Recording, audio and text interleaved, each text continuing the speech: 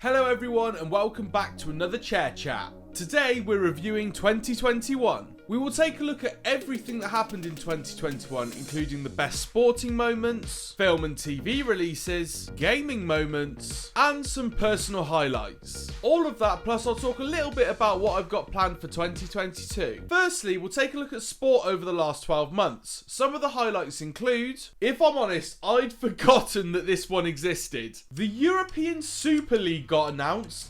Everyone hated on the clubs that were involved. Those clubs got scared and backed out, and it all disappeared after a few days. The Olympics happened. I'm not going to lie, I didn't really watch any of it myself, but I know that Willow really enjoyed himself giving us updates on his Insta stories. Emma Raducanu won the US Open in tennis, and she was the first person to do so that was a qualifier and not actually seeded. So that's a pretty big achievement. Newcastle United were bought out by the richest football team owners in the world. And what a great sight it was to see all of the Sports Direct advertising disappear from St James's Park. Finally, we wash our hands of Mike Ashley. And I say that, not even a fan of Newcastle. The bloke's just a prick. I, for one, am actually quite excited for the January transfer window. It'll be interesting to see what Newcastle managed to do. Or they could be starting their rebuild in the Championship. The Formula 1 ended in some controversy. Roll on another season of Drive to Survive. But with all that said and done, the absolute highlight of 2021 was Euro 2020. What a summer it was. The England team did their nation proud, and I'm not going to lie, it started off pretty rocky. In the group stages, we got 1-0 wins against Croatia and the Czech Republic, and then we also drew to Scotland. It wasn't looking like we were going to have the tournament that we ended up having. When we drew ourselves up against Germany in the round of 16, I was thinking, we're done for. We're out, that's the end of our Euros, but my God, what a performance that game was. 2-0 against Germany in a knockout without needing any extra time or penalties. Are we sure? We then thrashed the Ukraine 4-1 before defeating Denmark 2-1, and we found ourselves in the final. Now, we're in a final up against Italy, the team that had arguably been the most impressive throughout the tournament, and you know what? We'd already won. We had already won by this point. It's the first final we've reached in many, many, many years. And I just remember watching it thinking, regardless of the result tonight, England have won. Now, those of you that don't really know what I follow in football, you know, I do support Manchester United because my granddad did. And I do follow Cheltenham Town because they're my local team. But my real passion when it comes to football is international competition.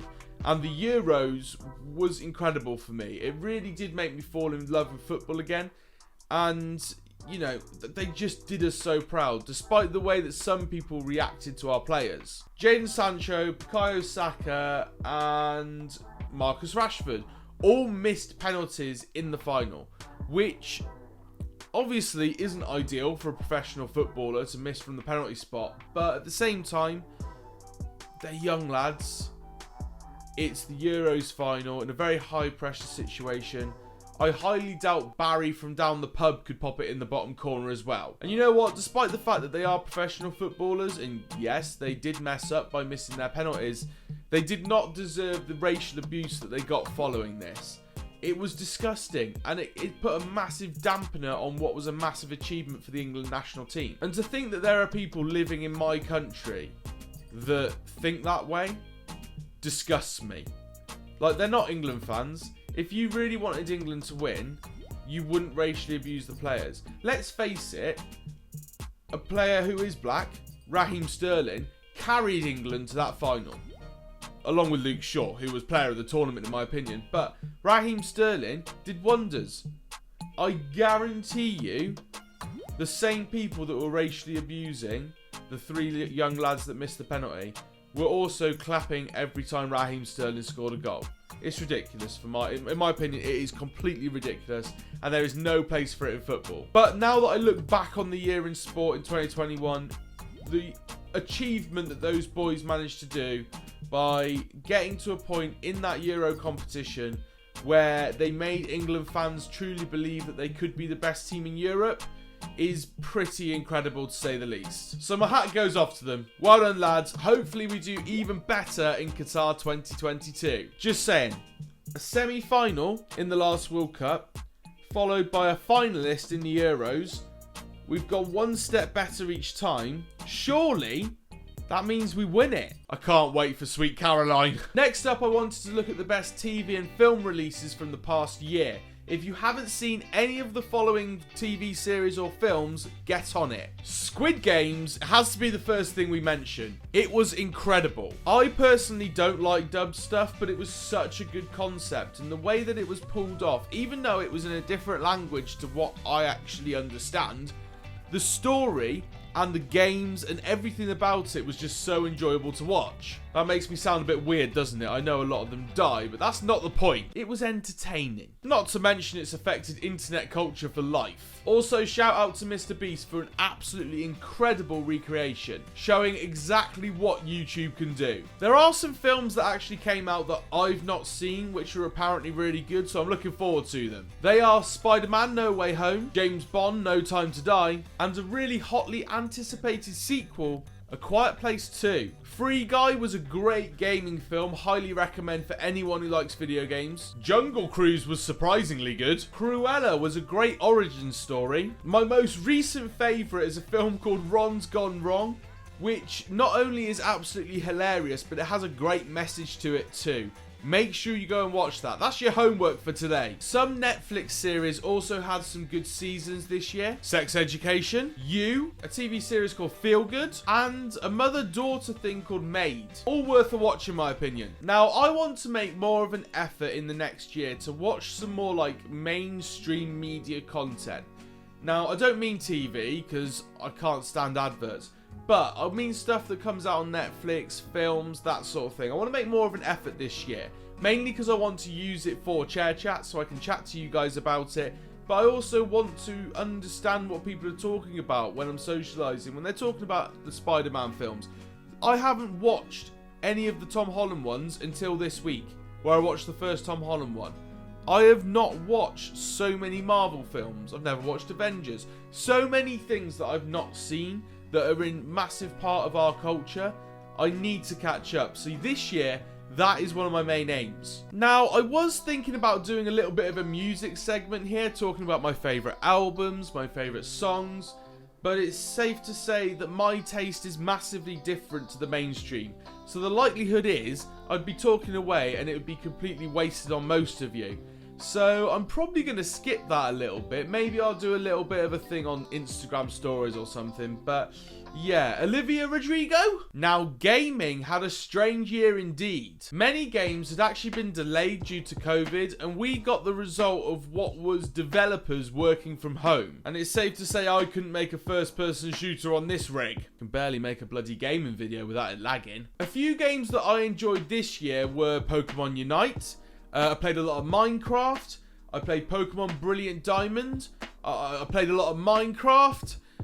Yeah, not a lot came out really. There was a Battlefield release actually, which didn't work. And Among Us, it got released on consoles and it had new maps.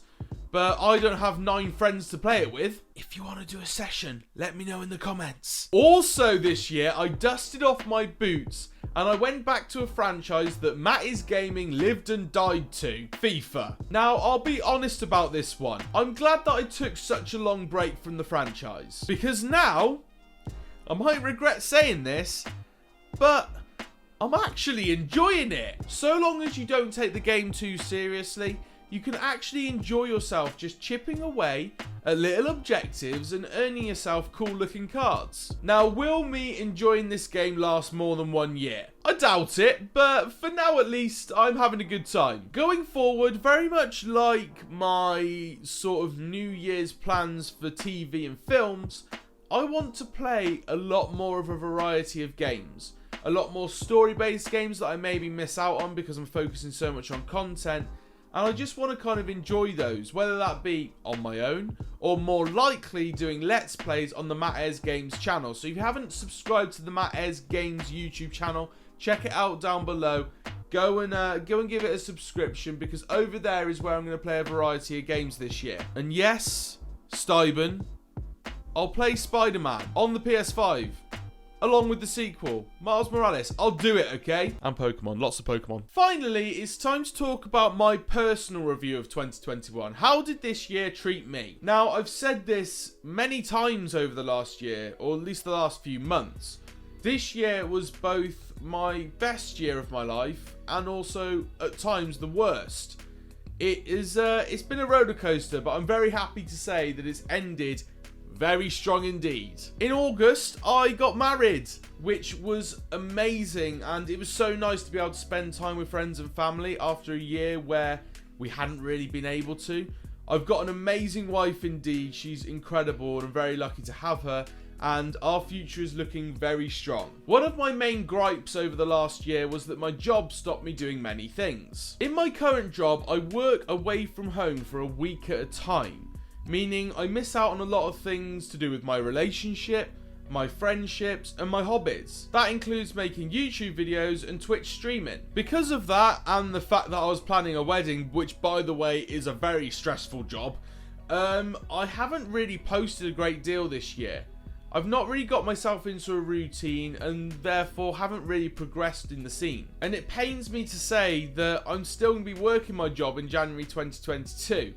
Therefore, it's not really going to change for the next month or so. However, in February 2022, I start a new job, meaning I'm going to be home a lot more, and it means that I will be able to actually do stuff. I'll be able to go to the gym more regularly. I might even be able to play some football. I might, just might, be able to get a schedule on YouTube where you guys know when a video's coming out. Might. Key focus on the word might. But this change in job is going to improve my life tenfold, and I really hope that it improves your viewing experience as well. I have plans. I've made plans for this year in the YouTube space, what I want to do, what I want to upload, where I want to upload it, and I'm hoping I get to follow it through.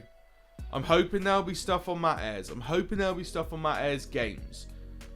I'm hoping I'll be able to stream a little bit. But I'm not going to promise you anything yet. It's a might. I will try my hardest, but as you'll find out in the future, this is going to be a busy old year. Another announcement coming soon. When trying to find a new job, I actually applied for a lot of media-based jobs, but was unfortunately unsuccessful due to my lack of professional experience. Therefore, I actually started my own media company in the latter stages of 2021 called Banfield Media. And I'm using it essentially to do a bit of work on the side, get that professional experience and build a portfolio for myself, so that hopefully in the future I can apply for jobs with this experience and get my dream job. I've already started working with a client and doing work for them on their social media, as well as working for a guy called Matt Ayres. Apparently his social media is going to improve massively in the next couple of months. Please like all my Instagram posts. I don't necessarily have any goals for 2022 when it comes to my content or comes to life in general. I know it's going to be a very, very busy year indeed. Especially with like announcements and stuff that will be coming soon. But mainly, I just want you guys to see me more. I'm going to work smart, not hard, and make sure that I get content out to you guys on a more regular basis. And hopefully that'll be the case. I just want to enjoy myself. I want to do my hobby. I want to look after myself better. And the main thing was I needed to change job. And now that I have, it looks good. 2022 is looking bright. So that is 2021. A weird year indeed, but it's certainly one that will define me going forward. What was your highlight of 2021? Whether that be the Euros, something in film and TV, or gaming, maybe? I doubt it. But also, could be something personal. Let me know in the comments down below. Thank you very much for watching me in 2021. I promise there'll be more to see in 2022, so make sure you're subscribed for all of that content. Like this video if you enjoyed it, and Happy New Year.